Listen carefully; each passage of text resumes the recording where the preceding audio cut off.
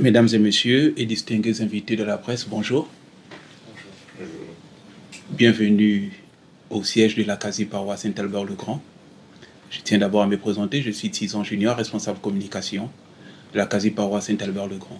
Et la quasi-paroisse est une paroisse des universités et grandes écoles dans l'archidiocèse de Libreville. Donc, comme il nous a été notifié dernièrement, il s'agit de la conférence de presse.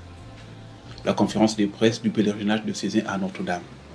Et cette conférence sera animée par le coordinateur du jubilé de l'archidiocèse de Libreville, empêché. Comme vous avez constaté son absence, il est empêché, mais il tient à s'excuser.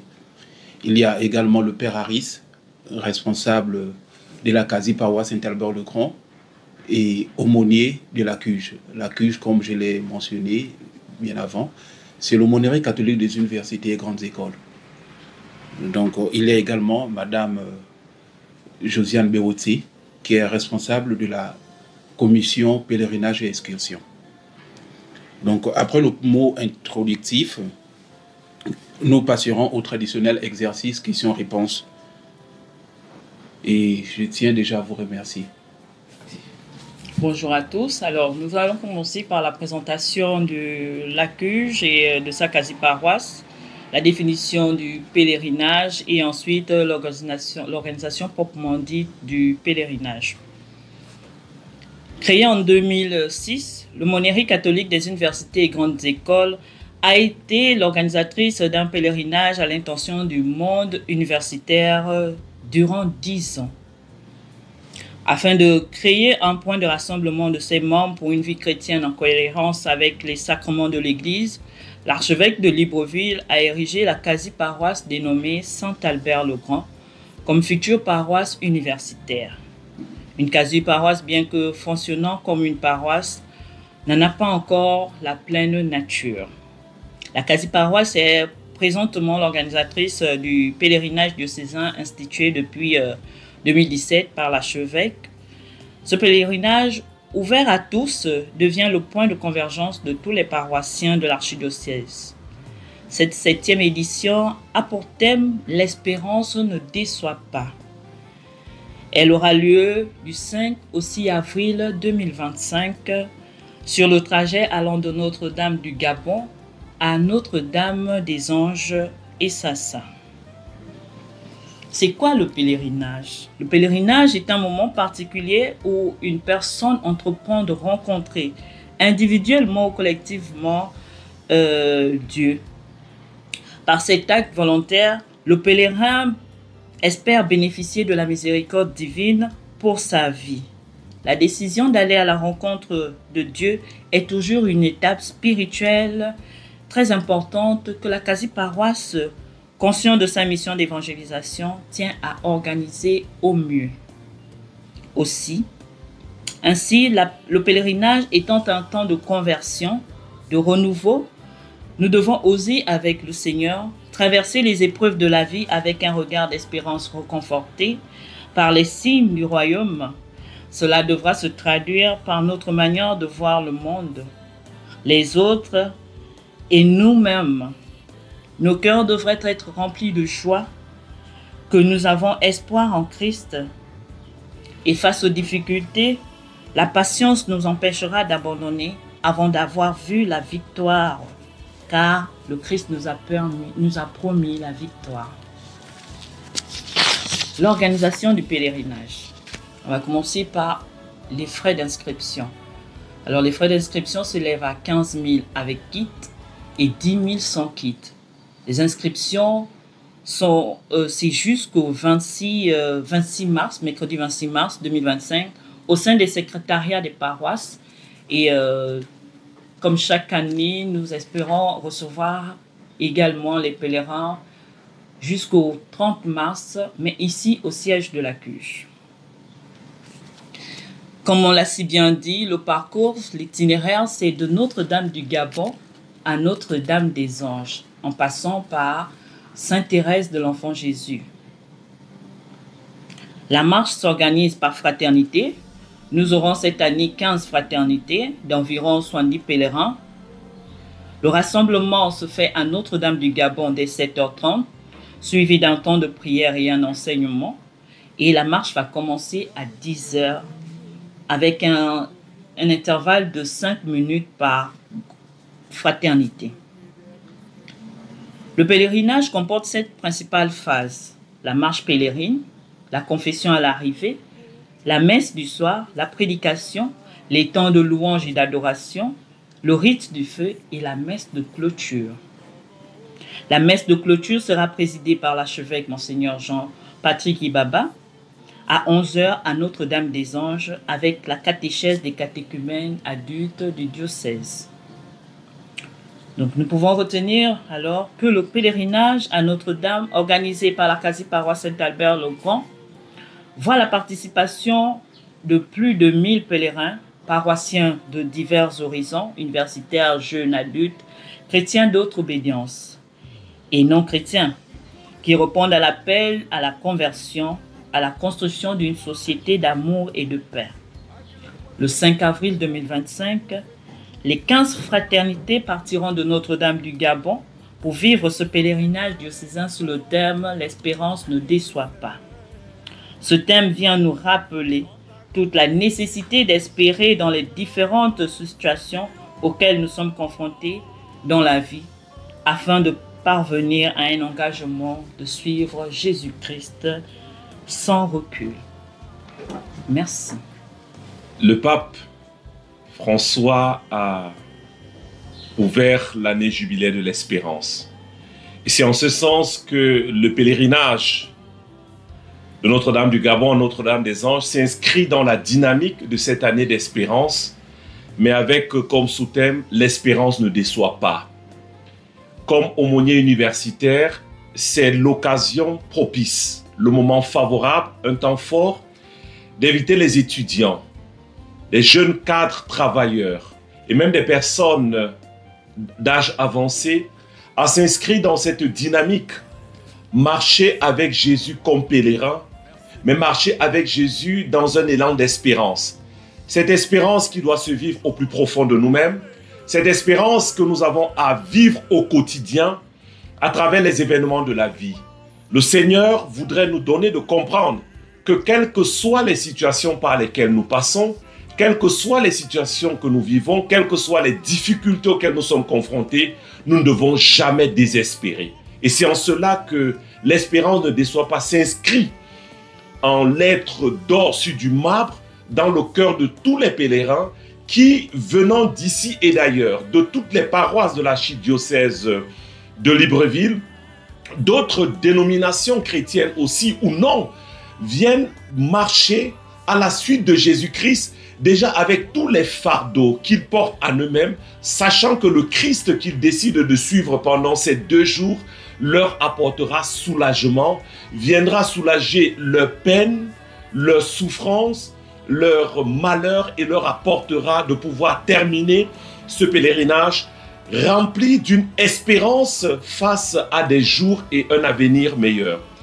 Nous invitons donc tous ceux et celles qui n'ont pas encore eu l'occasion de s'inscrire à partir dans les secrétariats et même à venir ici à la vallée Sainte-Marie, non loin de l'ancienne menuiserie, s'inscrire massivement afin de pouvoir marcher la main dans la main en ce temps de carême avec Jésus-Christ qui nous donne d'espérer, qui nous invite à espérer et qui est l'espérance par excellence.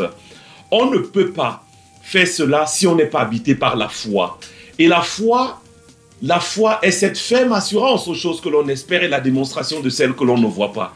Et on a foi que le Seigneur que nous suivons pendant ce temps de carême et s'inscrivant dans la dynamique de ce pèlerinage nous donnera de pouvoir obtenir de nombreuses grâces, de nombreuses bénédictions. Voilà pourquoi je nous invite tous à pouvoir nous mobiliser par groupe pour venir nous inscrire parce que nous attendons plus de 1000 personnes d'ici et d'ailleurs et nous savons qu'avec vous à nos côtés, ce pèlerinage connaîtra non simplement un dynamisme, mais aussi chacun de nous pourra expérimenter ce Christ-là qui ne déçoit pas parce qu'il ne nous enlève rien, il nous donne tout et l'espérance nous fera vivre. Je vous remercie. Donc, nous tenons encore à remercier le Père Harris pour ce message très édifiant sur le thème « L'espérance ne déçoit pas ». Et il est très important pour nous, chrétiens, de toujours espérer dans la vie. Donc, chers invités, vous avez suivi avec beaucoup d'attention le mot introductif du Père Harris et Madame Beotti. Donc, nous allons maintenant passer par l'exercice questions-réponses. Donc, il sera souhaitable aussi pour chacun, donc chaque journaliste, avant de poser la question, il est souhaitable que chacun puisse décliner au moins son identité. Merci encore. Oui. Bonjour à tous et merci pour votre très belle présentation. Je suis l'abbé Godefroy et je représente Radio Maria Libreville 99 FM. Est-ce que, s'il vous plaît, vous pouvez revenir sur les principales activités qui auront lieu au cours de ce pèlerinage? Merci. D'accord. Merci encore, monsieur l'abbé. Donc, concernant les principales missions du pèlerinage, déjà, nous tenons à rappeler que le pèlerinage aura bel et bien lieu du samedi 5 avril au dimanche 6 avril. Et comme l'a si bien annoncé Madame Beotti, le pèlerinage aura lieu, donc l'itinéraire, c'est du PK11 au sanctuaire Notre-Dame du Gabon. Donc 6 au PK11 à l'entrée des Mélènes. Et par là, à 7h30, l'arrivée des pèlerins. À 7h30, c'est l'arrivée des pèlerins. Ensuite, le Père Harris va opter par la parole de bénédiction. Donc c'est pourquoi je préfère au moins laisser Madame Beotti de nous décliner le programme détaillé. Comme on l'a si bien dit, les principales activités, nous aurons la marche pèlerine. D'abord, à l'arrivée, on aura un enseignement, un petit enseignement qui nous permettra de nous mettre déjà en esprit le pèlerinage, un enseignement. Et à 10h, nous commencerons avec la marche pèlerine. Après, nous aurons à l'arrivée les confessions. Et après les confessions, nous avons la messe. Après la messe, nous avons la prédication. Après la prédication, nous avons un temps de louange et d'adoration. Après le temps de louange, nous avons le rite du feu. Et le dimanche, nous aurons la messe de clôture. Très bien. 2 éléments. Que veut dire la confession, pour ceux qui ne le savent pas, et le rite du feu, en quoi consiste-t-il? Merci. La confession, c'est le temps par excellence qui est donné à tout chrétien catholique baptisé de pouvoir se réconcilier avec le Seigneur. C'est un temps où chacun, après avoir examiné sa conscience, a vu devant le Seigneur tous les différents péchés, tout ce qu'il a pu commettre comme acte, en pensée, par action et par omission qui n'ont pas plu à Dieu. Et il se rapproche donc d'un prêtre pour que, après avoir présenté à Dieu ses péchés, que ce dernier puisse lui donner l'absolution. Le prêtre absout au nom du Père, du Fils et du Saint-Esprit. Mais pour cela, il faut que le pénitent puisse être disposé et disponible à pouvoir faire ce qui lui est recommandé comme repentance, acte de repentance. Voilà, pour qu'il puisse se repentir et promettre devant le Seigneur de ne plus recommencer aussi. Donc c'est cela. Donc c'est un temps favorable pour tous les chrétiens parce que vous le savez, et un des temps majeurs même dans l'église, le temps de carême est le temps par excellence aussi pour bénéficier de cela, les confessions. Voilà, donc c'est l'occasion aussi d'inviter les uns et les autres à se préparer aussi parce que pour la confession, on se prépare avant d'aller se confesser. C'est un acte de foi. C'est un acte de foi où on bénéficie la grâce sacramentelle de la réconciliation avec Dieu, de la miséricorde de Dieu. Le rite du feu? Alors, le rite du feu va, à la suite de cette confession, nous permettre de déposer au pied de la croix nos péchés.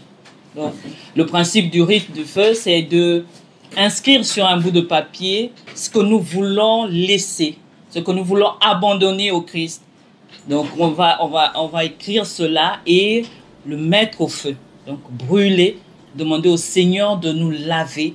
Après cette confession, de nous laver, c'est une manière également de demander pardon au Seigneur, mais surtout de nous débarrasser de tout ce qui est fardeau sur nous. merci encore, Madame Berouti. Donc, juste renchérir à la question, à la réponse de Madame Berouti, en fait. Donc, comme elle a dit, laver, déposer sur le pied de la croix. Donc, les peines, les fardeaux, tout ce que nous avons comme souci, nous les déposons tout simplement au pied de la croix du Christ. Car en lui, il a pris tous nos péchés, il a brisé. Donc, nous sommes libérés. Donc, c'est pourquoi nous invitons encore chacun à s'inscrire massivement à cette activité diocésaine. Bonjour à tous. Bonjour. Je suis Chidok Massima de Gabon 24. Et ma question, ce n'est pas vraiment une question, c'est juste pour expliciter les personnes qui ne connaissent nullement qu'est-ce qu'est un pèlerinage, l'importance du pèlerinage, d'y participer.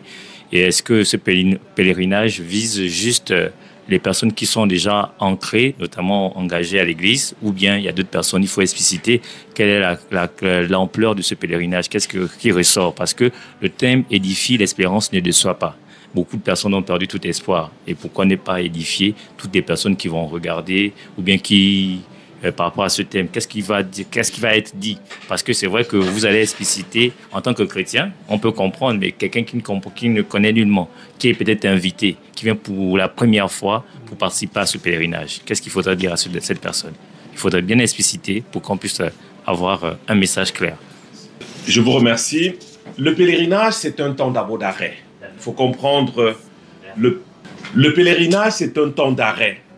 C'est une occasion favorable qui est donnée à chaque être humain de pouvoir s'arrêter. Ça veut dire s'arrêter de tout le train-train quotidien, de ces montées, descentes, où véritablement on se met en chemin.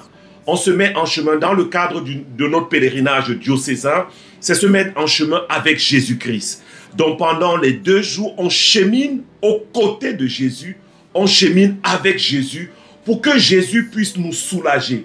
Ça veut dire ici, là, dans l'invitation du pèlerinage, ne s'adresse pas uniquement aux chrétiens catholiques. Il s'adresse aussi bien aux catholiques, aux protestants, aux musulmans et même à ceux qui ne croient pas. Pour que véritablement, ils puissent faire l'expérience de la rencontre avec le tout autre. Ils puissent faire l'expérience de la rencontre avec le Tout-Puissant. Ils puissent faire l'expérience de la rencontre avec Jésus. Et vous voyez, la beauté, c'est que ce pèlerinage s'inscrit aussi pendant le temps de carême. Et on sait que pendant ce temps, on doit cheminer avec Jésus-Christ pendant 40 jours. Donc ici, il est donné à tous les pèlerins, pendant 2 jours, de tenir, mieux de se laisser tenir par Jésus. Et Jésus qui va cheminer avec eux pendant ces jours-là et va faire ce voyage intérieur. Et comme vous l'avez si bien mentionné, nous sommes dans une société qui aujourd'hui, où beaucoup de personnes ont complètement perdu espoir. Espoir en leur avenir sur le plan professionnel, sur le plan relationnel, les familles qui sont brisées, des personnes qui n'arrivent pas peut-être à trouver le travail, des personnes qui n'arrivent pas à se scolariser. Donc c'est toutes ces situations-là que nous invitons donc les pèlerins à vivre aux côtés de Jésus et à se rendre compte que malgré ces situations qui peuvent être sanitaires, qui peuvent être professionnelles, qui peuvent être familiales, il existe un espoir. Et l'espoir ici, c'est Jésus-Christ. C'est Jésus-Christ avec qui on va cheminer pendant ces 2 jours. Et Jésus-Christ, ce n'est pas simplement un cheminement main dans la main, mais c'est un cheminement de cœur aussi, où le pèlerin est appelé à parler cœur à cœur, directement avec Jésus. Et au bout de ces 2 jours, nous osons croire, parce que nous avons foi, que le Seigneur donnera à chacun une réponse en fonction de la disponibilité de son cœur et des dispositions de son cœur aussi. Donc c'est une occasion favorable d'inviter les uns et les autres. On ne doit pas se limiter au fait que ce soit organisé par l'Église catholique pour se dire non, comme c'est les catholiques, non. C'est un pèlerin avec Jésus-Christ. Donc c'est Jésus qui est devant, c'est Jésus qui est devant, et avec la couverture, évidemment, la couverture virginale de sa mère. C'est pour ça que nous partons de Notre-Dame du Gabon à Notre-Dame des Anges, pour que véritablement la mère du Seigneur puisse porter cela, nous accompagner aussi, parce qu'elle est la mère par excellence de l'espérance, c'est Notre-Dame de l'espérance aussi, et elle porte l'espérance, et nous le savons, dans une famille, lorsque les situations deviennent difficiles, l'enfant se tourne toujours vers la mère, quelle que soit la situation, même quand la marmite est vide, on est sûr que la mère trouvera une solution pour donner à manger. Même quand il y a des difficultés de scolarité, on sait que la mère trouvera une solution pour scolariser les enfants. Il en est de même. Nous savons que Notre-Dame, mieux Notre-Dame de l'Espérance, trouvera aussi des solutions pour tous ceux et celles qui vont cheminer avec nous du 5 au 6 avril 2025. Voilà pourquoi nous lançons un vibrant appel. Vous êtes tous invités à venir cheminer avec nous mieux, à venir cheminer avec Jésus sous la couverture virginale de la très sainte Vierge Marie, Notre-Dame du Gabon et Notre-Dame des Anges. Donc, merci encore, Padre, de nous avoir édifiés sur ce thème et par rapport à la question posée par notre confrère de Gabon 24. Vous avez d'autres questions? Oui, toujours l'abbé Godefroy Abeneye de Radio Maria.